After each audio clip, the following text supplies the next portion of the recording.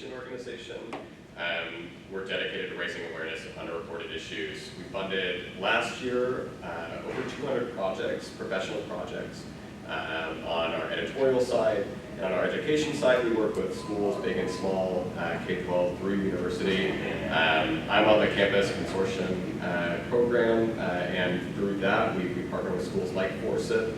We've got over 40 schools now in the consortium. Many of them are community colleges, HBCUs, private colleges, liberal arts colleges, state schools, and we bring this cohort of students together through both reporting fellowships, which I'll talk about. And I know Chris will give some details on in just a moment for Forsyth specifically, but also we bring in journalists, professional journalists, all of these campuses, like Rosa. It's a really cool program, and each year we really try to add something new, and each year we'll also bring students out to Washington weekend, so it's another exciting portion of the reporting fellowship. But essentially, students will select 1 to 2 students from each campus each year. They'll get $3,000 to $5,000 to go report on a reporting project of their own design. It's a really cool opportunity, and I think Chris has more details. I'll give Rosa's quick bio here before, unless you would like to give Rosa's bio. I don't know. So maybe I'll talk briefly and then I'll get back to you. Sounds good. Awesome. Then I'm realizing, of course, I forgot to do this, so none of the people who watch the video will learn any of that. So let me try again with this. So if you are interested in the opportunity to do reporting on an underreported topic anywhere in the world that's safe, of course, I invite you to apply for this fellowship program. The next cycle, the deadline will be January, write it down, 30th, 2025. So you've got a bit of time to think about where you'd like to go, what you'd like to report on, and please take advantage of those of us in the committee. We want to help you craft the best possible proposal, so you are not on your own on this. So if you're interested in finding out more about the program or applying, I invite you to email me. My email address is cweaver@forsythtech.edu. I'll put it on the board, and I'll put you on our mailing list, and then you'll be notified of when the application is due again and all of that good stuff. And I'm happy to work with you if you're interested. Any questions about that for now? No worries, no pressure. All right. I'll hand it back to Ethan then to introduce today's speaker. I'll add too, we'll also have info sessions as we approach the deadline. So there'll be more opportunities to ask questions, express interest, all the like, and we'll coordinate with Chris for all of that. Today I have to pull this up because I need to get it all right. Today we're super excited to bring Rosa, and we've been chatting a while. She's awesome. She's from New York, is currently a producer at Al Jazeera for their news show Up Front. And she's been writing on global politics and human rights for years now. And her work can be found in the New York Times, The Guardian, The Nation, Jacobin, Slate, Jewish Currents, and many other outlets. So she's been at this for a while, is really good at it. And today she's going to talk about her reporting for her latest Pulitzer Center project, which is on military esports recruiting. It was a long-form investigation she conducted, and it was published in The Guardian. So I'm going to hand it over to Rosa. Thank you. Or actually, I think, is this guy you're picking me up? Okay, great. Thank you. Thanks, both of you. Yeah, thank you so much for having me. I'm really excited to be with you guys. So, like I said, I'm Rosa, and actually I think that spiel did a wonderful job introducing me. I'm a professional working journalist. I've been working in this field since about 2018 and got my start freelance writing, pitching articles. I was just talking with Luis, got started as a student journalist and started pitching for small outlets, looking at, who was writing the stories I want to write, and kind of have developed a career both doing freelance investigations like this one for The Guardian, and then working in also as well television news. So we do mostly human rights focused issues. And so I'm going to talk a little bit more after I discuss the video games piece, because I want to touch a little bit on building a journalism career and what that looks like and what are the options. And I think that telling you a little bit about my path could be helpful. So this is an article that I wrote that was published a few months ago in The Guardian. And I was looking at how the US military has been using esports to market and even, I would say, arguably target young people, especially teens and tweens, so like between ages like 10 to 13, to prime them for recruitment. And it was an investigation, and so I'm going to take you through a little bit of how I reported it, and then we can talk about some of the implications, what I learned. So this came out of a story idea that I got, which is where I get most of my story ideas, which is from previously reporting a story. So before this, I was working on a show about the US military, what it calls its recruitment crisis. Basically, why aren't young people joining the military? And this is a story that I found by looking at kind of more niche military publications. So like Stars and Stripes, military.com, and even looking at subreddits, Facebook groups. Like, what are people who are either in the military, were in the military, or adjacent, what are they talking about? And I saw that they were talking about, basically Gen Z isn't signing up for the military. Why is that? And it was very much focused on the military kind of, honestly, to use the term, freaking out. What does this mean? And I was thinking, wow, I think this would be really interesting to people who aren't in the community of the military, and looking at a little bit what are maybe the more underlying structural issues, you could call it. So one of the people that I spoke to, or one of the groups that I spoke to, are people from a group called Veterans for Peace. So this is people who are vets who are critical of the military in some way. I don't want to speak with a broad brush, and are in particular critical of kind of recruitment tactics, that kind of thing. And they're very invested in people, having all the information that they need before they make this decision. And as I was talking to Veterans for Peace, one of the things that they mentioned, one of their most active projects was, we're working on, video game recruitment. And I was like, what is that? Tell me more. This is fascinating. And they told me basically how there's been this big boom, especially in the past few years, of using esports. So those are sports, they're sports leagues, but for video games.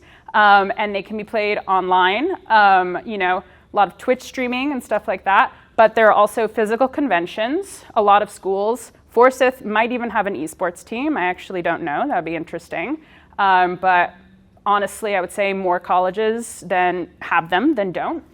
And so they were talking about there's been this real boom of, the Army has an esports channel, the Navy, the Marines don't, because they actually think it's unethical, which I think is really interesting. And they've had to be very careful with, how they phrase that, of we're not criticizing other branches, but we don't do this. We don't think it doesn't, align with our values, I suppose.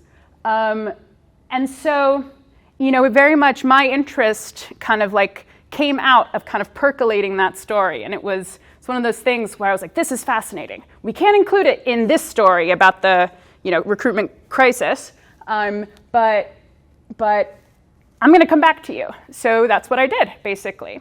And so I reached out to actually a lot of the same people that I worked with in that first piece that I interviewed. So a lot of these veterans, as well as some active duty people who are on active duty and, currently are involved in this world, and started talking to them and asking them a little bit more about what they thought and their ideas. And I started looking into what has already been written, what do people know, and I really, you let that shape the story idea, and let me shape the approach, basically. So this is kind of the very loose timeline of the reporting. So you start with this general idea, and what I like to think of, it's not to be a total nerd about it, but it's honestly super similar to when you come up with an idea for a research paper or you start, the scientific method of you have a working hypothesis, and it's relatively clearly defined in your mind so that you know what you're working on, you know what your questions you're asking, but it's reflexive in the sense that as you start getting all this information, you're like, oh, actually, I think this is more what's going, I think I have to change this. And especially in this stage, when you start to kind of like really establish, what am I actually asking? What am I looking into? And then at that point, I start doing, this is the pre-reporting stage. You're gathering that material and also collecting names. Who do I want to interview? Who's written about this? Who's, been interviewed about this? Who's in some of these, online forums, who's been really active about this that, seems like they would be, okay with me reaching out to them. And so that's exactly what I do, is I go and I contact them. And, especially with something like this, which I would consider this like a very like community informed story. I would say, I'm not here trying to, go and, include anyone or force anyone to be included in the story that, these aren't the people being held accountable. This is me, I'm talking to veterans, I'm talking to young people, I'm talking to parents, I'm talking actually a lot to educators. I talk to actually quite a lot of, faculty at actually like a lot of colleges and community colleges and stuff who, do work with the esports teams and have, noticed some of this stuff. And I start talking to them and I explain, this is what the project is. You don't have to sign on to be included right away. This is what the project is. This is what I'm looking into. I'm in sort of like this, earlier stage. And then I start asking them questions about, their experience, their thoughts, what they've seen, and start building that relationship. And from there, one thing I will do is I'll ask them, who else should I talk to? Who else is a valuable voice on this? Who maybe isn't immediately available to see them, just from who's written articles or who's posted something. And then I reach out to those people and I do more interviews maybe with those first people or with the people that have connected me to that are much more refined. They're much more targeted questions in the sense that, I've got more concrete sense of what I'm asking about. And this makes it seem like it's all one linear line, which that's how I presented it. But there's a lot more overlap. Sometimes you'll do, around one interview with someone and then you're like, oh, actually there's a really specific question, and you come back and, and you're like, or I'll read another book. And then I'm like, ooh, that's really interesting.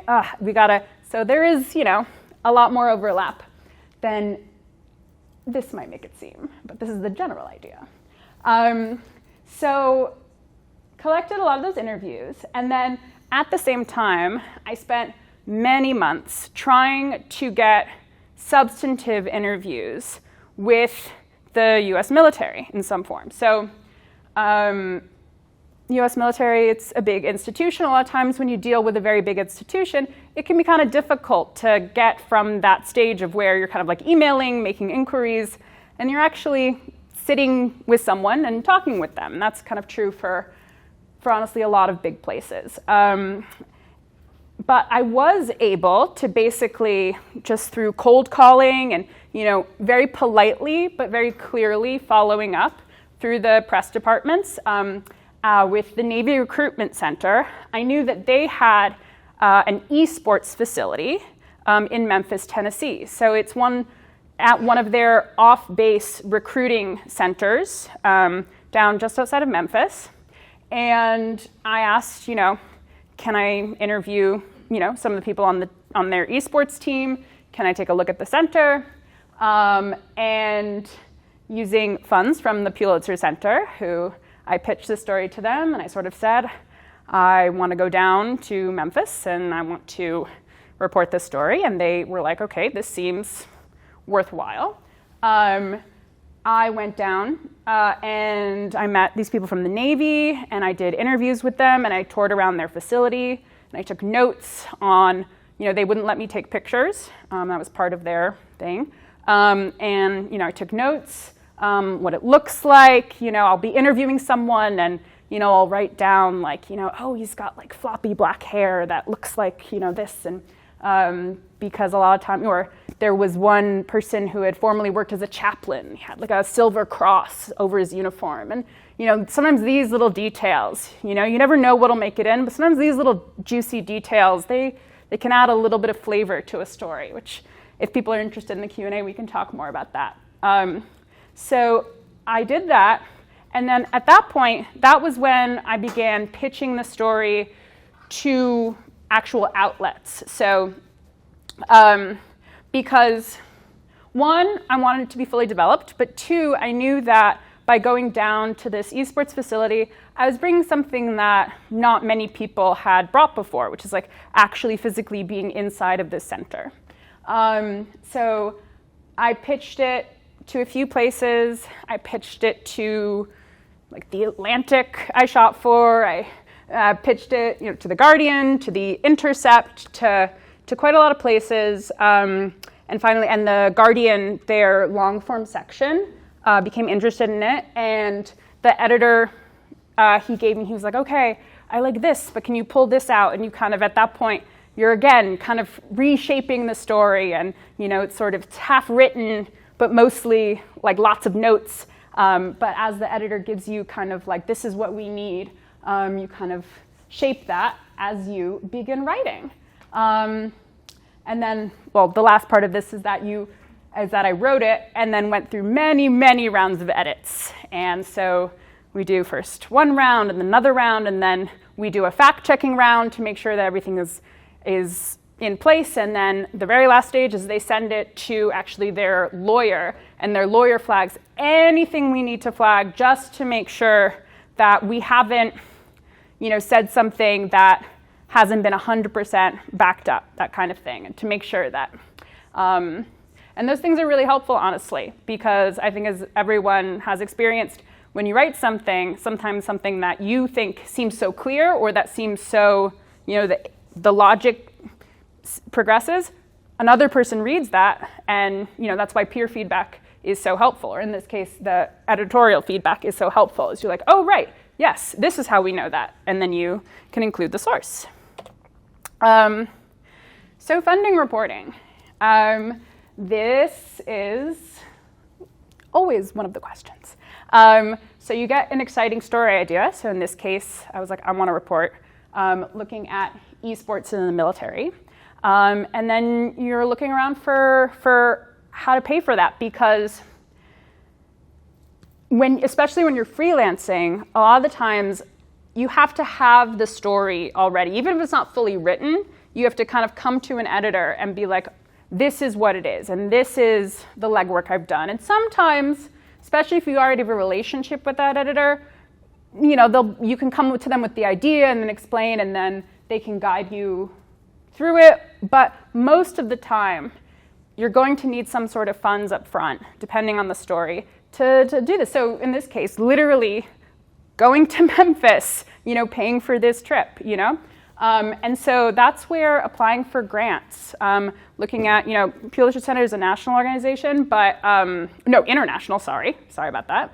But a lot of times there'll be like very local grants, or there'll be niche reporting grants, Right now I'm working on percolating a story that has to do with, neurological health. And so I'm looking at like super niche, like science reporting grants.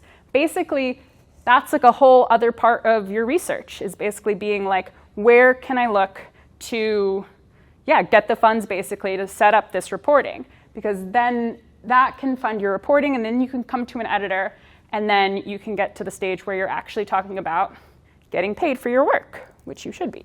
You should be fairly compensated. That brings me to pitching to outlets.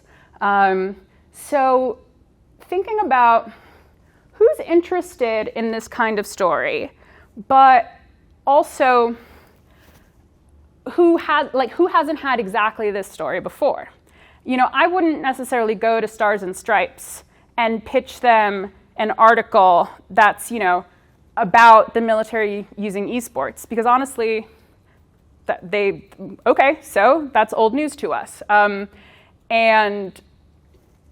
But for The Guardian, this is something that their audience might be interested in, that, you know, it tends to have, you know, they think a lot about military-industrial complex, they think a lot about, you know, people who are interested in these sort of like, you know, ethics and policy issues. So you kind of want to hit that sweet spot, if this makes sense, of it's people are going to be interested to this, but it's not exactly who's heard this story 1,000 times before.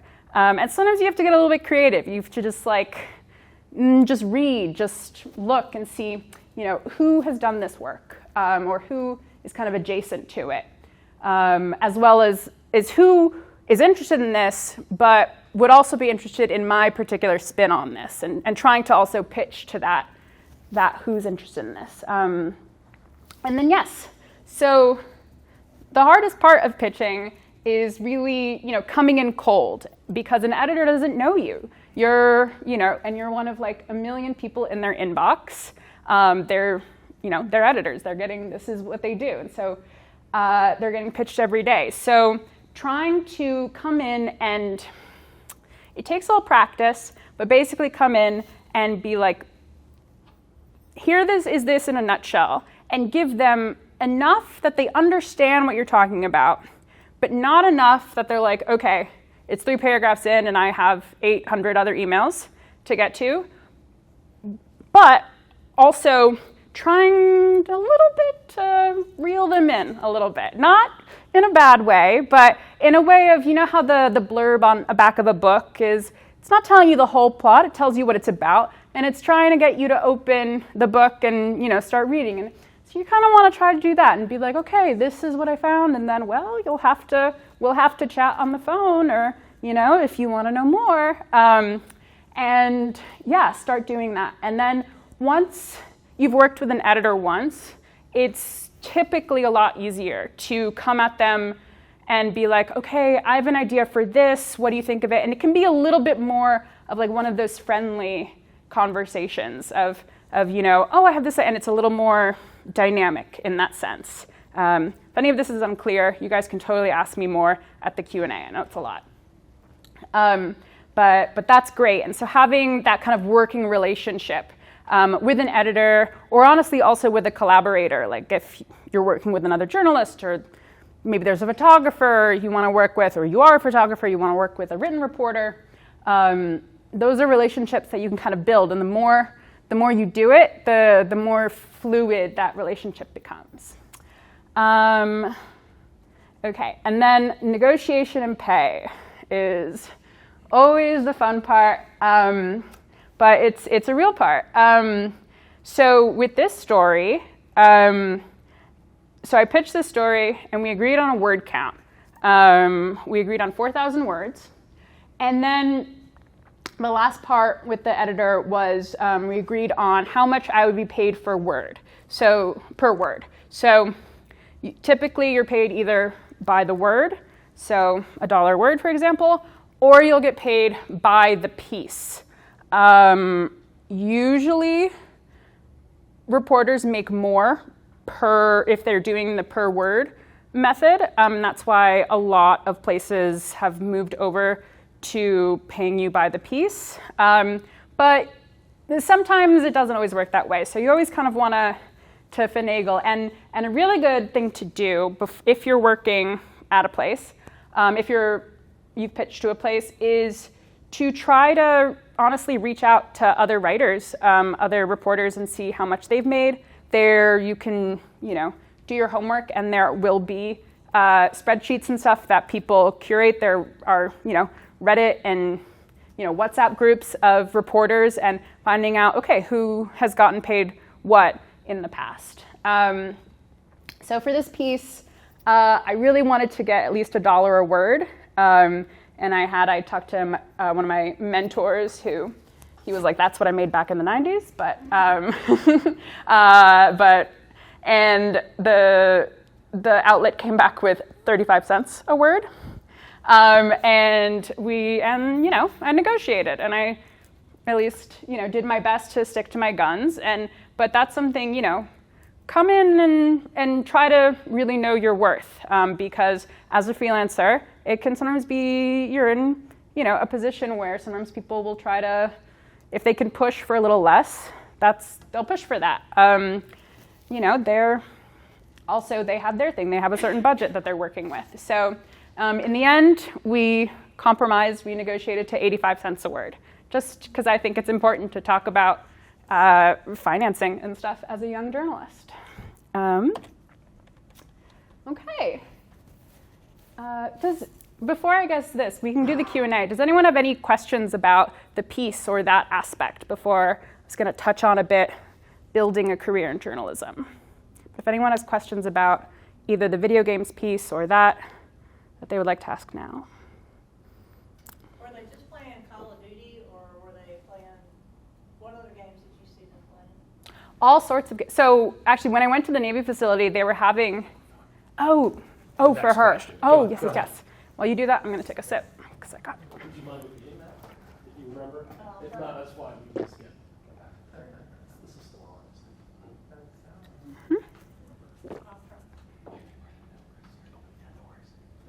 Yeah. When you interviewed these people, were they playing just Call of Duty, or were they playing other video games as well? All kinds of video games. So when I went to the Navy facility, they were actually having a Fortnite tournament, which if people play, some people categorize as a shooter game, but it's not, it's not like Call of Duty, which Call of Duty actually started out as a US Army training module that then, sorry, that's just me being a nerd. I'm like, what? It started out as how the US Army trained its soldiers, I think, after Desert Storm, and then basically it got sold into the private games industry. So yes, first-person shooters, obviously that's the really classic example that people think of. It, like you having the player like as though they are the soldier, like literally through their eyes, is like a really powerful tool. But honestly, it's all sorts of video games. There's puzzle games. One of the things that they said is they're doing, when I talk to people in the military on these esports teams, they're doing a lot more racing games like Rocket League and stuff, because so many high schools and junior colleges basically do racing games and stuff. So it's all kinds of video games, which is really fascinating. Oh, sure.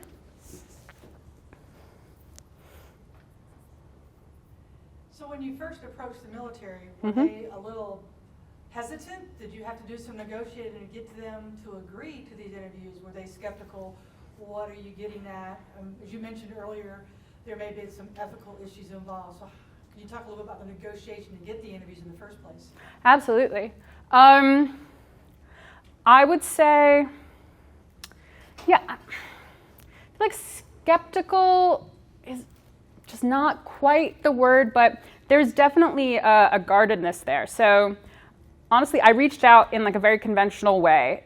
I went to Navy recruiting, and they have a press office, which pretty much every government agency will have, even if it's just one person. And I reached out through their press office. Took a while to get through. Like basically cold called their press, like found their number through like a naval directory and called them and talked to them on the phone. Very, old school now, maybe for some of you. And I described the project to him. I introduced who I was. And one of the requirements was he asked to see my questions ahead of time. And I said, I just don't do that. Ethically speaking, like I don't send like the people that I ask the questions ahead of time. I think, if I did that, I have to send everyone that, and that would give them the opportunity to basically custom tailor their responses. And so I don't do that. However, what I can do is I can give you the topics we'll be touching on. So, how did the team form? Why did the team form? These, like much more, a little bit broader topics. And I did stick to that in the interview. And because of that, there were some areas that, in the interview, I would have loved to have asked, have you guys talked internally about, is this unethical? And I knew that if I got asked that, I would get booted out of the room, and that's the end of the interview. So it does pen you in a little bit. And that is like something you have to keep in mind. And you have to keep in mind too that, every institution, I don't want to paint a negative brush on any one organization here. Every institution is always going to come in with, their own bit of PR. They're trying to, and their recruitment, they're trying to get their message out the way they want it. And so part of my job is to take that in, is to, accept that, to ask questions that, try to get a little bit beyond that, as well as contextualize it. Okay, this is what you say, but also this is what, other people say. This is what veterans are saying. This is what, some of the kids you've been playing video games with are saying. This is their experience. And you give that to the reader. So I hope I answered your question. Okay, whichever. Thank you so much, Ethan. Quick question too, how was the connection made? I understand that you did the interviews, but then how was the connection made to these students that are playing the games in the military? Where does that connection take place where the military identifies, this group of teenagers in Birmingham, Alabama are playing this game and we need to go after them and they need to become soldiers?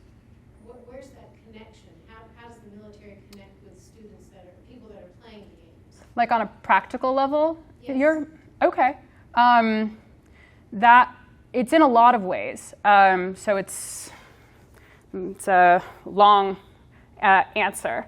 Number one is honestly in just a lot of different online forums. So like the US Navy, for example, streams on Twitch. And so they'll have kids from everywhere. They don't necessarily have to be in the US. They'll have kids from everywhere and, they'll, be there and they'll be like, oh, this is so, this seems so cool, I love this. And then they'll be talking about like, oh yeah, well, here's your local recruiting station. This is, or they're like, well, if you send me your number or your email, I can send you more. And then, a recruiter will follow up with them. So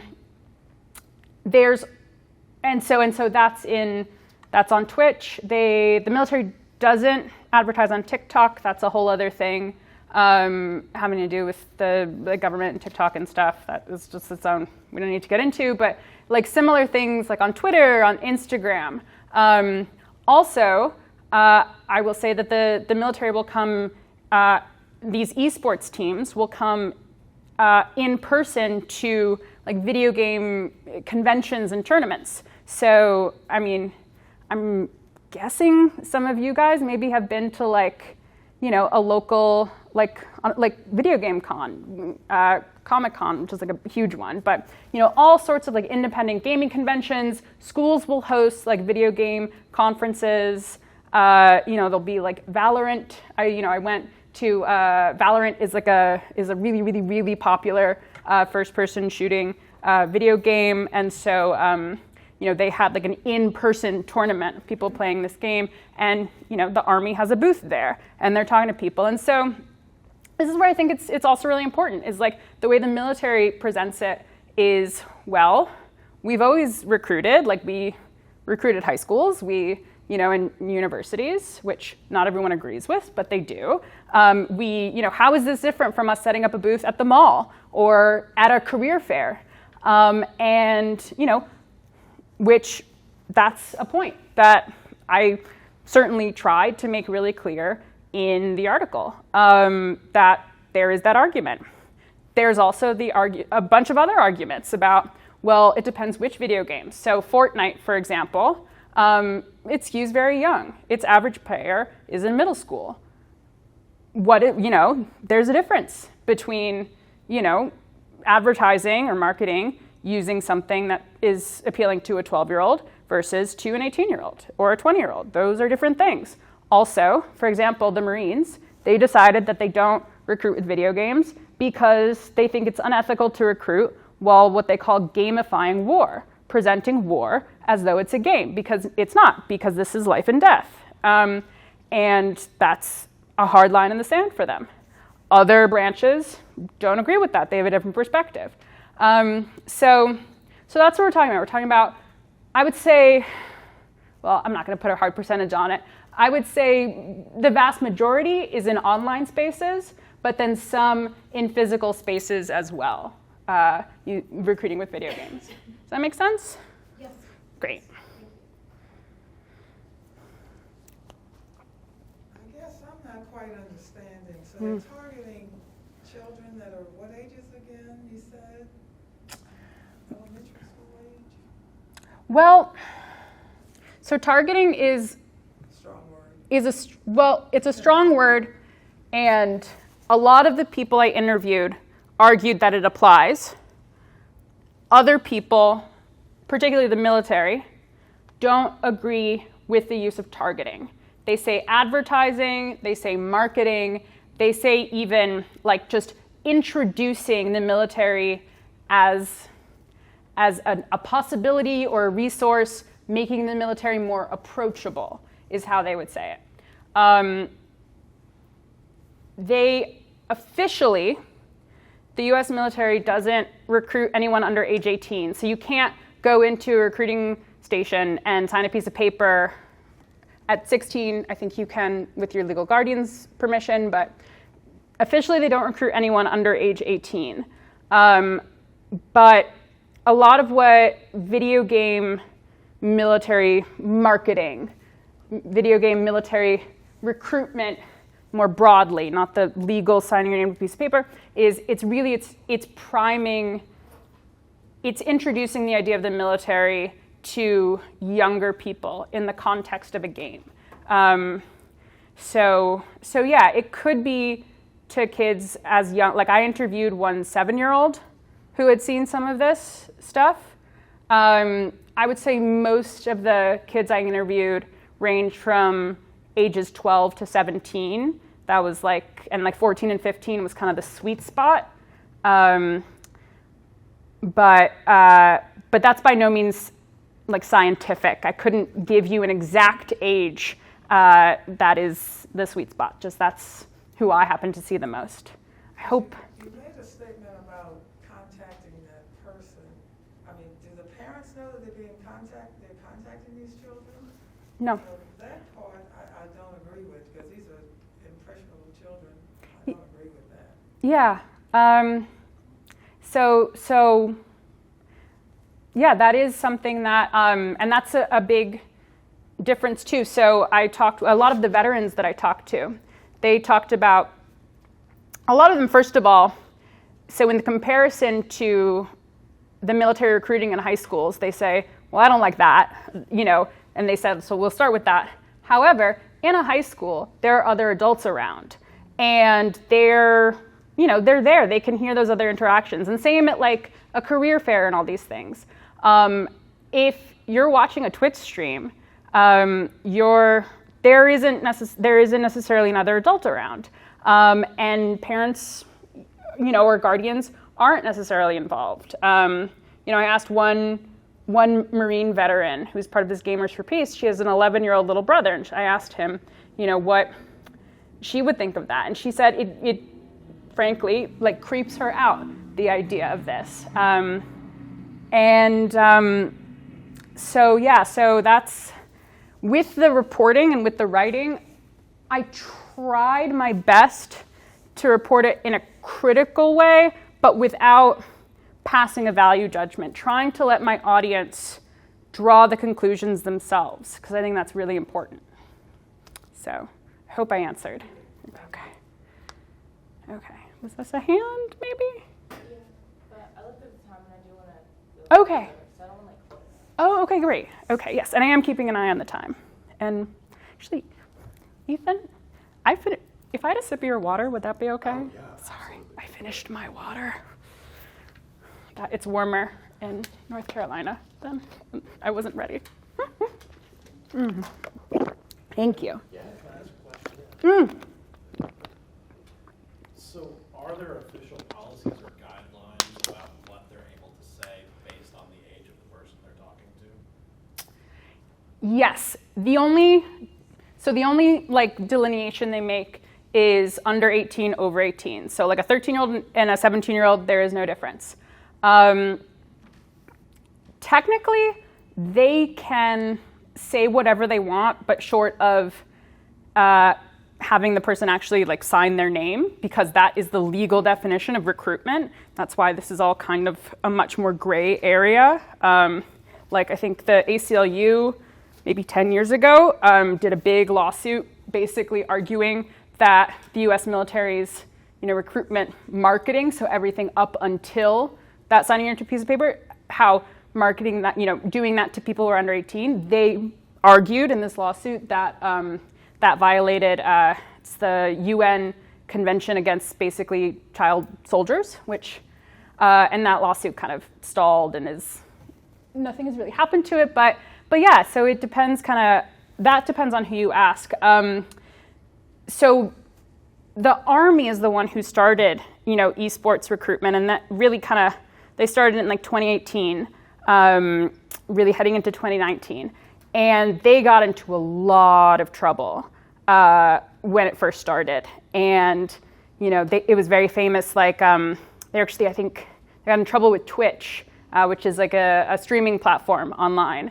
And it's very popular. People play video games and people can watch it live. And they got in trouble for basically, they said, oh, you can win. It was like a free, it's like a very fancy, I think, Xbox controller, like a really like cool, expensive one.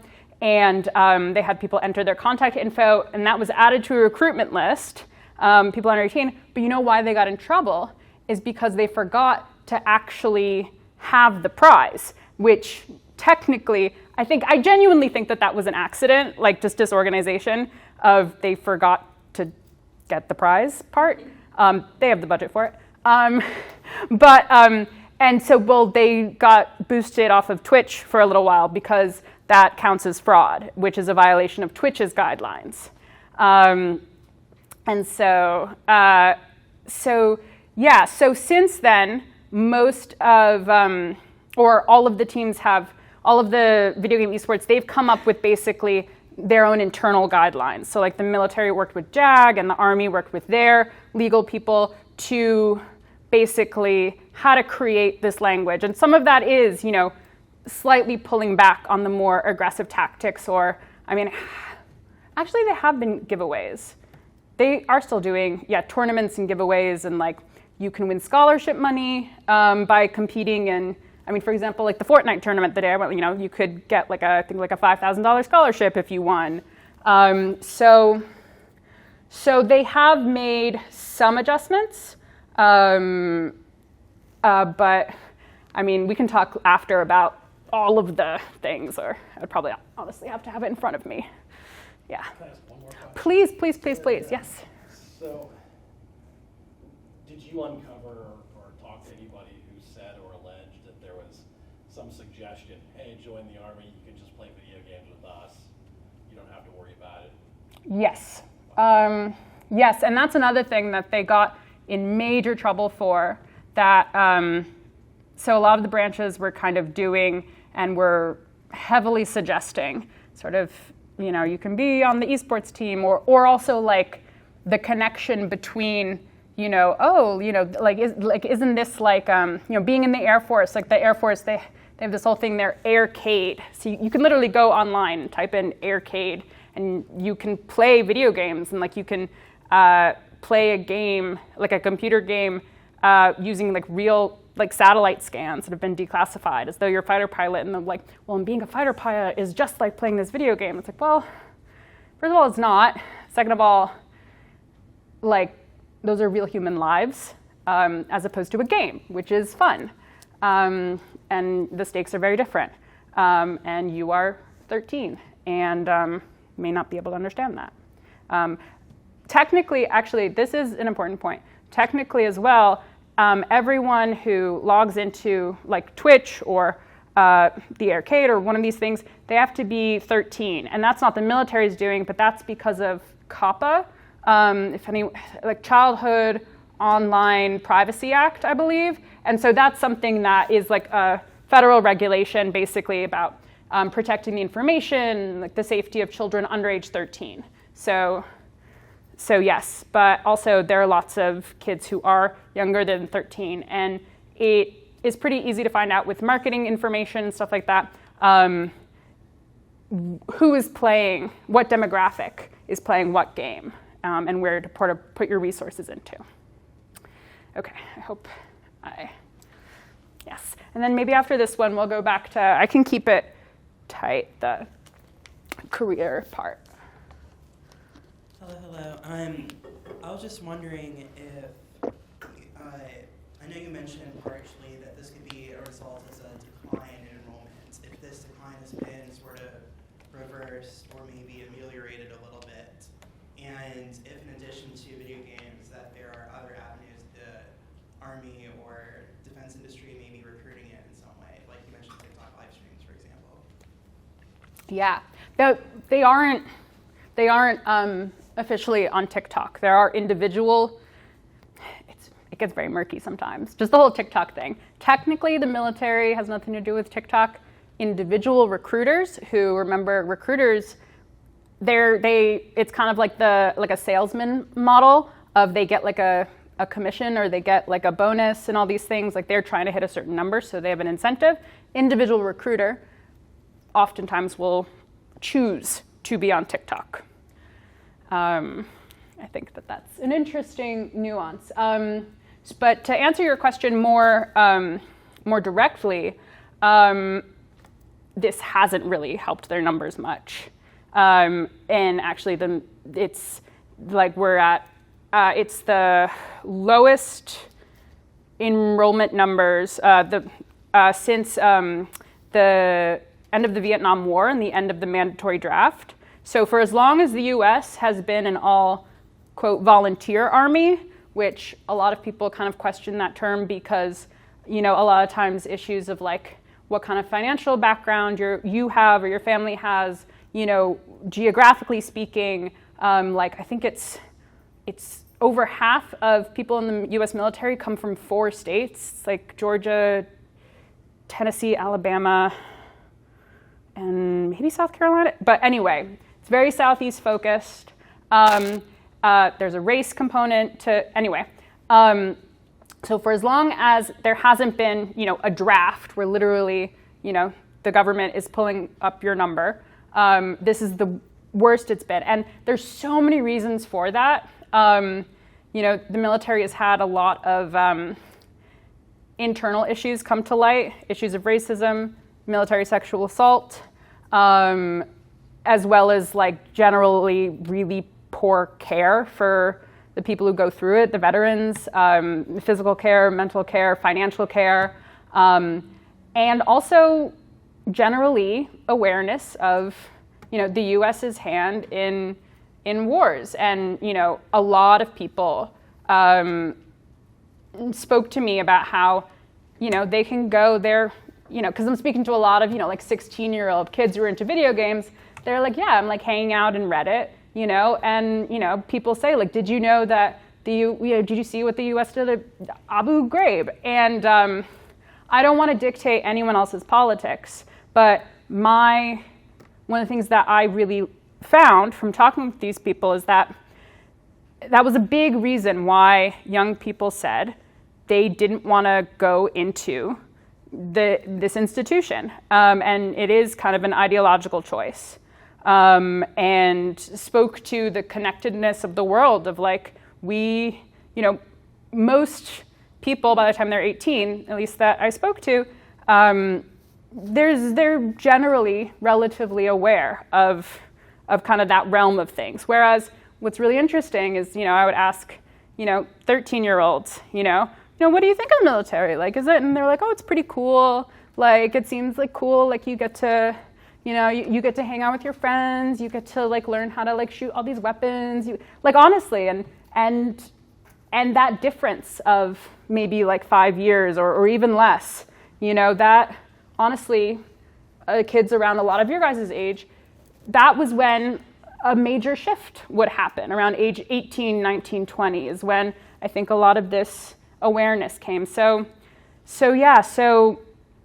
the military is kind of freaking out, and they are doing a lot of things to try to boost their numbers. And it's actually, just a side note, because I know we have to get back, it's actually not just in the US. It's all militaries across the world are having trouble meeting their, quote, numbers. And they're really freaking out about it, to be honest. Yeah. Okay, last one, and then we're going to talk careers real quick. Did you find that they targeted lower income children? And did you have anybody mention the contamination of our bases from PFAS and heavy metals? Okay, I'm going to first one, then the other. So that was one thing. So this is actually a really good example of coming in with that, you know, kind of reflexive brain of always, because I was really interested in that, that whether or not they were targeting low-income people component, because in recruitment that is such a big thing. And across the board, a lot of military recruitment does tend to, like, they'll go to schools, like, you know, they literally have like video game trucks, and they'll go to schools, and, you know, a lot of times they will be in lower income communities, as well as like particularly like geographic locations, like, you know, in Texas. There's just so much. I just spoke to so many people in Texas for whatever reason. There was so much recruitment there. But within this particular area of the video games, I wasn't able to find that there was a particular targeting of having to do with income within this topic of the video game recruitment, if that makes sense. And I think there's maybe a lot of reasons for that. I think one is that a lot of like the most popular video games, they're really popular like across the board. Like kids who like Valorant, you know, there are kids who are, you know, at private schools in like, you know, really rich suburbs in Boston to, you know, kids from, you know, much more working class backgrounds. And I actually think that's one of the appeals of it for the military, is it casts such a wide net. But while I think that question is definitely gesturing to some, like, is real in that the military does target based on income, within this particular focus, I didn't see that as such a component. And I hope that makes sense the way I answered. The PFOAs, nobody really talked about that specifically. It is under like the conversation, like that, you know, especially like veterans would talk about being like kind of angry, to be honest, that so many resources were put into getting people into the military, and, you know, so much like funding and like, you know, whereas after both while they're in and after military service, they felt like there weren't, I mean, they articulated that resources weren't being allocated to them. They didn't talk about base contamination in particular. I do think that's a really, really, really important topic. But yeah, we didn't talk about that particularly in this story. Okay? And if people have more questions about this, I mean, it's fascinating. It's the military video game. So, and people can come up to me after as well. But we can talk during Q&A. So, careers in journalism. So, I just wanted to touch on this because, you know, a lot of you are younger. You might be interested in journalism. You don't have to be like, oh, this is going to be, you know, my one career, especially when you're young. One of the great things that I want to touch on is that journalism is honestly a really flexible field. It can partner with a lot of other fields, to be honest. And so, yeah, I'm going to tell you a little bit about my path. and I will keep it tight because I know time. So basically, I went to undergrad in a small college in upstate New York, did some writing for our student paper, but I really got my start after college, a little bit older than probably you guys are, I was freelancing. And I got my first big internship was at a feminist publication, feminist outlet. And so I was covering like a lot of like more niche like gender issues. I did like a lot of like reviews and stuff for, like kind of really off the beaten path, like feminist art and music and plays and stuff like that. And just started building a portfolio and trying to kind of experiment with what do I like, where am I going? And then things kind of really opened up for me is I went abroad. I did a Fulbright grant abroad, which is, side note, it has a fancy name. Everyone apply, because you might get it and you might get to go to another country and research and live and teach, and it's really cool. So I did that, and then I did some grad school in Hungary. And while I was in Hungary, I started getting really interested in the political situation there. It's got a really fraught political situation, right-wing authoritarianism. And basically, I started freelancing as I started pitching to just different places and being like, look at this, look at this, look at this. And I was it was like genuinely really interested and excited and kind of like, wow, nobody knows about this. And it's like a huge scandal, but it's in Hungarian, so nobody is like in the international press. So I started just pitching to places and writing and like kind of cobbling together a network of freelance writing and contacts. And then what I did is I went back to school, went to journalism school, which if people have questions later, I'm happy to talk about that. Went to journalism school, which, I concentrated, I did something that was a little bit of a pivot, but I looked at issues in crime statistics, how the police keep track of their crime numbers, and was looking at data and talking to a lot of, police officers, in New York City specifically, and like looking at that. And then from there did a few fellowships. I did a fellowship at like a local New York City investigative paper. We were doing a lot of like COVID reporting, doing a lot of reporting on like local prisons and stuff like that. And from there, I eventually got hired as a researcher at Al Jazeera English. Which is Al Jazeera it's a Middle Eastern network, but it's international, and so it has bureaus on every continent except Antarctica, probably maybe there sometimes. Got hired as a researcher, and from there started, putting together research packets, stuff like that for producers, like who asked me to like look into this issue, that issue, and from there really got to learn like how does it work to put together like a TV news segment and to like inform the audience and to ask guest questions and kind of got to be inside of it. And from there started pitching my own story ideas. Basically went to my senior producer one day and was like, I am going to do a show, and she was like, yeah, and started pitching shows and story ideas.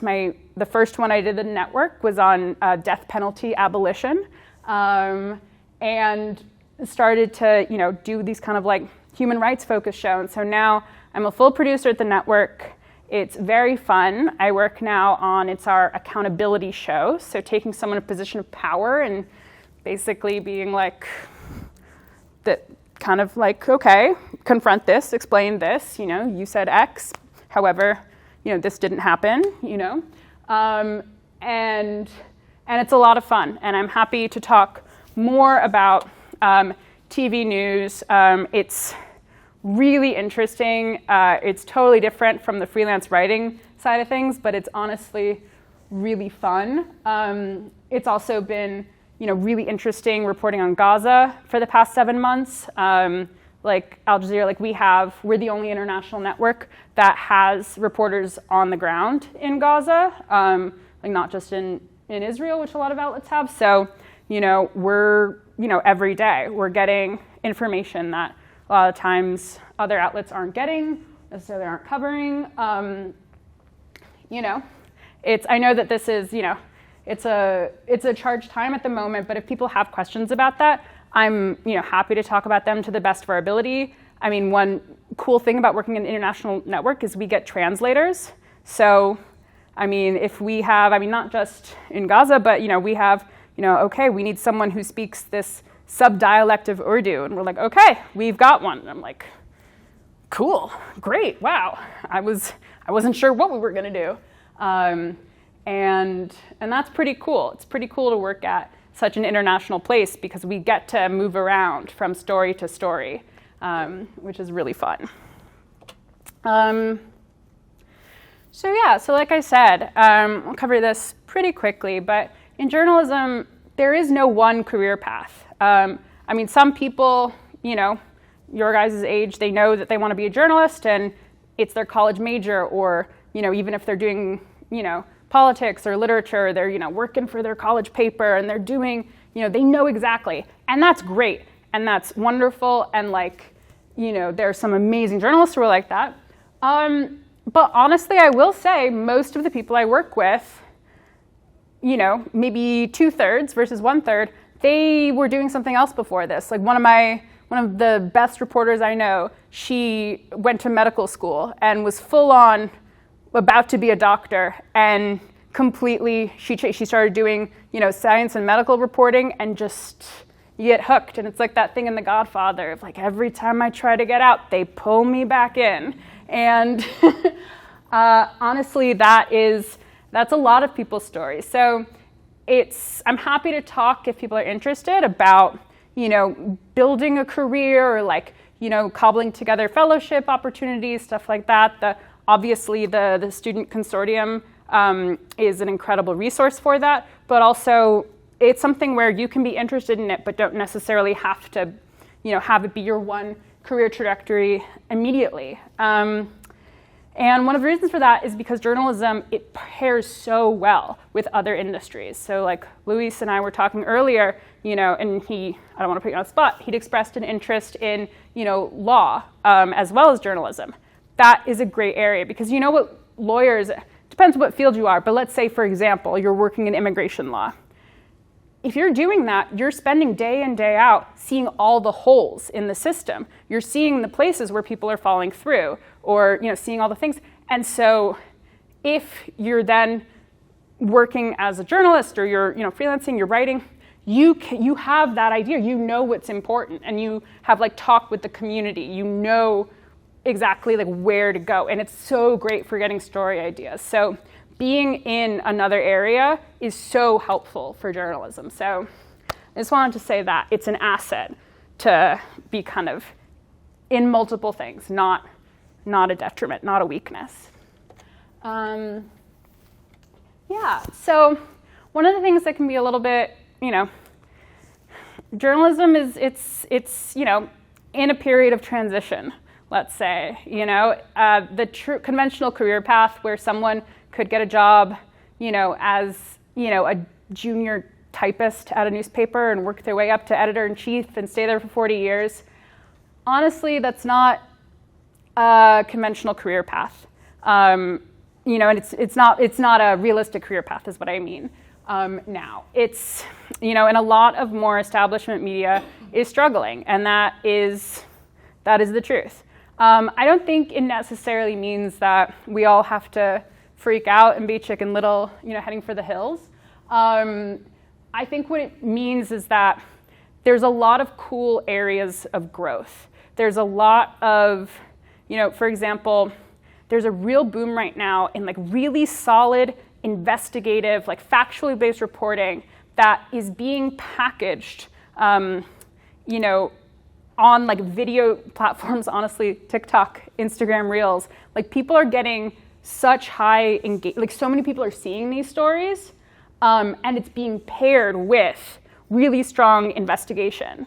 ProPublica, for example, ProPublica is like an amazing nonprofit investigative outlet. They do amazing reporting. Like they're so impressive. And they'll do it's really solid, rigorous journalism, but they're presenting it in a way that is really accessible and is really it's in these units that people can really take in. And so there are these really cool areas of growth, even as I think the industry is trying to figure out a little bit where it's going to be at. There we go. And that, just because I wouldn't be doing my due diligence as, journalism, no one gets into journalism for the money. Maybe the teachers in the room will understand a little bit of some of that. I will say it is fun to see your name as a byline. I'm not going to say that that's not a fun part. But the way that I think of journalism and the way that a lot of the people that I work with is we see it as a service career, which, don't want to be, overly dramatic or something, but, it's hopefully a service to illuminate stories, to spotlight things that are important, that, maybe spotlight some, a voice that maybe wasn't being heard before, and to inform people, because people have a right to know things. And we're dealing in a time where, honestly, there's crackdowns on journalism all over the world, including here in the US. And so there is a really important component of that. And an important part of that is career sustainability. So advocating for yourself, getting paid, knowing how to navigate your own boundaries.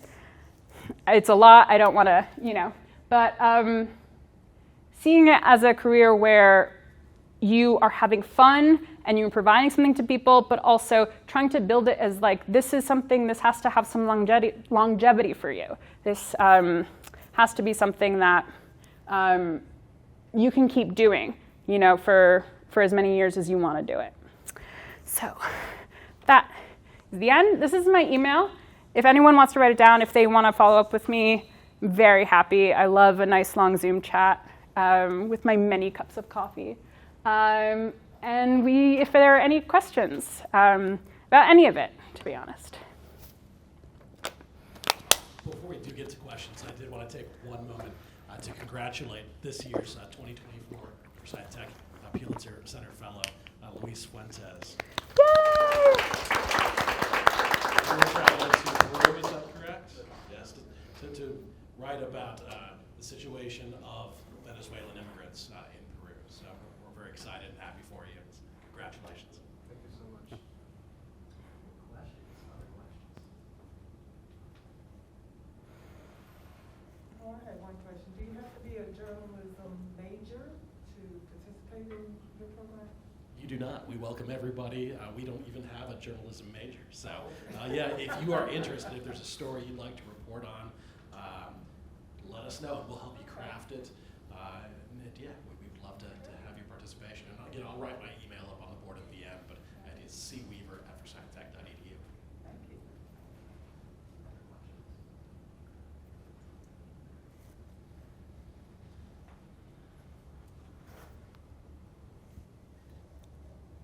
I know recently with TikTok, we've also seen a lot of citizen journalists, especially in Gaza. I know I get most of my news from Bisan.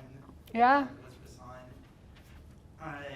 Related to that, it's also not necessarily a work that's paid, so to speak. Do you think the rise of citizen journalism is a good thing? Could it lead to more careers, or is there just not a lot of money there? That's a really good question. And I love it. If anyone knows, it's Wizard Bisan in Gaza. She's on TikTok and Instagram. She's young. I think she's 24. She's a young woman in Gaza who is taking account of the siege there. I think it is amazing that someone can have a platform and can basically document what is that a lot of those institutional barriers of someone can reach, the entire world, or entire world that's connected to the internet. I think that the issue of people getting paid, I think the issue of like mainstream, especially like corporate outlets picking up citizen journalists' work, and whether they get paid or not, they are, in the US, if you're using someone's work, you are supposed to pay them.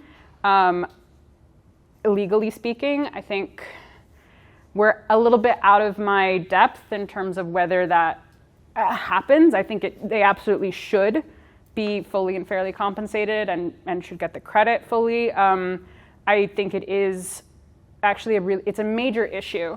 And I also think that it's an issue with their exploitation. I think it's also an issue with outlets, wanting freelance journalists or wanting, these, including citizen journalist contributors rather than, fairly paying their own staff sustainable wages.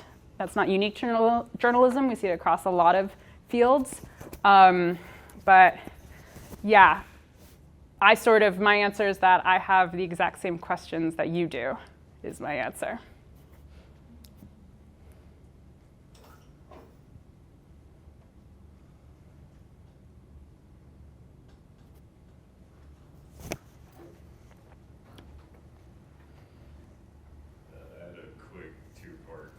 On the first half of your presentation. So you mentioned like gamification of war, and what else was there? There was the age issue about targeting specific audiences, and also about diverting funds that should go to veterans. Is there other ethical concerns the Marines have for why they're refraining from the issue, or other main problems they have for why they're refraining from marketing via video games or esports? And the second part is, would they be more open to it in times of war when situations get more dire, where they need to, lax on ethical concerns more? Yeah. Well, the issue, just to be clear, the Marines, their main issue is the gamification of war, because the Marines also, it advertises, including advertisements that, are likely or even are marketed towards younger people, but they've decided that using like competitive video gaming to recruit isn't something they'll do, and that's because of the gamification part. I think there are a lot of ethical issues. It's the age component. It's the like we said, the gamification component. There's also this really interesting component of war, like how war is fought is becoming increasingly like digitally focused. There's a lot of like cyber tools being used, a lot of, remote tools, drones are like the really classic example, but honestly, like a lot of, like for example, there's a lot of tanks that to operate them, they're literally based on video game controllers, and that's because there is this huge overlap in like the military like industry, the defense industry and the video games industry. And so one of the reasons the military is really interested in video games as a way to recruit people is because it gets people with a lot of the skills that they're looking for. It's people who are really good at recognizing patterns, people who have really high like situational awareness, so like they're able to like focus on lots of things at once. And there's actually like really, fascinating research going on all about like literally using video games to train people, to train soldiers to basically push the limits, their cognitive limits, and to do things and use these tools, which I honestly do think opens up a lot of other ethical areas, like using video games to sort of like push the human mind in different ways. It's not as clear cut. Like what I'm getting to is a much more vague or complicated argument, but I do think there is something interesting ethically going on there, and basically this idea that war is something that's done remotely, like two people to people living overseas, but by people who are on bases or I think that there is something really interesting ethically going on there, but it's not as well developed as I was able to put in the piece, which is why it's not in the piece. But I do think it's something we'll be looking at in the next decade or so. The second part, what was the second part of your question? About kind of like in more times of, needing even worse recruitment numbers than now, and perhaps like war breaking out or something. And see the indication that they might be more open to it or relax their ethical concerns more. That, I think it's a good question. It's one I don't have the answer to, and part of the reason is that, so the U.S., so the military has used video games for recruitment basically since video games have been around. There's a really long history there in lots of different ways. America's Army, if anyone knows that game, first-person shooter, very popular. That literally was, created by the Army and was out-and-out a recruitment tool, and totally it, I think it was actually rolled out before September 11th, like a few months before, but it was used so much in those 2001, 2002, 2003 to recruit people. So I think that there's a correlation there. I'm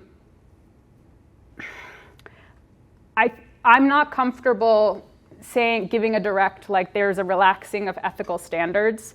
I'm not, like me, Rosa, I'm not comfortable saying that categorically. I think we do see much more, in times of war, we do see much more emphasis and effort and money being placed into recruitment during times of war. And the fact that, we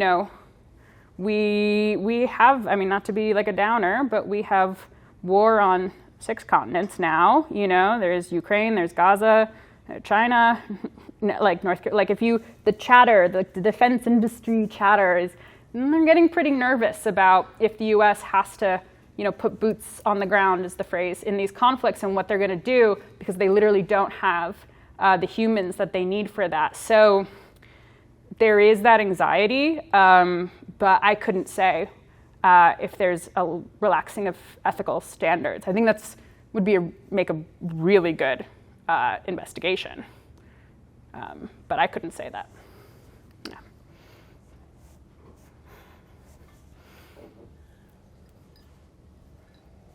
You mentioned before CIA recruiting. I was wondering if you saw any parallels between recruiting with other areas of the military-industrial complex, be it the CIA or in the FBI, in terms of unscrupulous recruiting methods or unethical targeting. And maybe as a secondary addendum, have you had any issues getting public records from the military? Have you been very slow on their request process? Yes. I'll answer the second one. Yes, they have been it's been very difficult I filed actually a lot of FOIA requests and mentioned them. Only one of, FOIA, is Freedom of Information Act. So it's a law from the 60s, basically. We as humans in the United States, we have the right to ask the government for public records.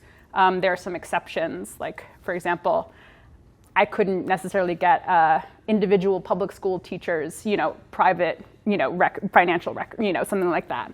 But in general, something like this, like recruitment budgets were one of the things I really wanted. I should be able to get. I had just a lot of trouble getting them. I did get one Navy budget. That showed me some stuff, but not much. In general, the world of Information Act requests is really interesting and is like a total interesting rabbit hole you can go down of like how to actually get public records. In terms of, so I do know what you're talking about, and I think that there is arguably, I'm aware that there are unethical recruitment practices or questionable recruitment practices, in all areas of the defense industry. I didn't see them represented in this particular focus with the video game recruitment. But I think, yeah, I mean, I could stand here for hours and talk about different unethical recruiting methods, and they all do kind of intersect, and they all kind of like hinge around this. Well, we're presenting this as one thing, but there's also, do people have the full information? Do they have the full context? Or are they in a position like, is it really a choice if someone is doing this because you will pay for their education? Or, a big thing that I've been interested in lately is basically the military marketing recruitment as an expedited path to citizenship for, students who aren't citizens. A lot of times the military will tell that to students, which I think even when it is, that may not be fair. I think that's everyone should decide for themselves, but it's arguably problematic because that then becomes why they're doing it. It's not a full choice. Second of all, there are issues with like, if you are not given an honorable discharge, which there's a lot of reasons. For example, if you are struggling with depression and you can't, finish your tour, you aren't eligible for an honorable discharge.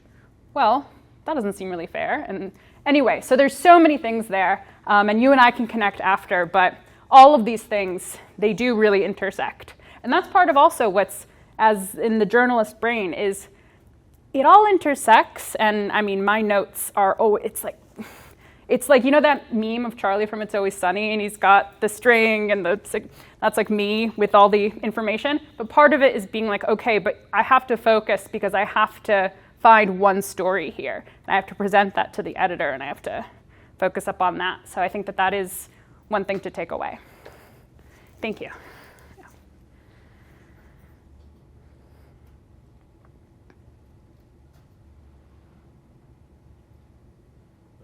Any other questions?